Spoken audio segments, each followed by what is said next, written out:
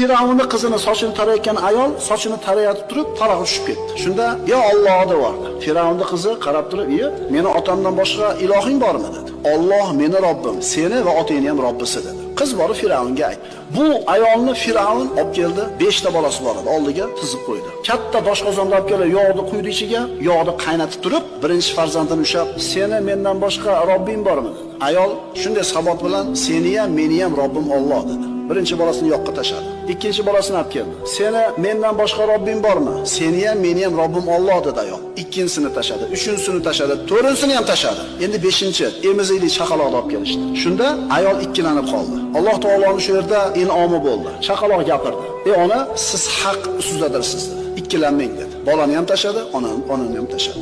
Zohiridan qaraganda Firavun yengdi, chunki bularni o'ldirib yubordi-da. Bu zohirida, o'zi aslida kim yengdi? Bu mabda'iy deyiladi Nusrat Tuturi.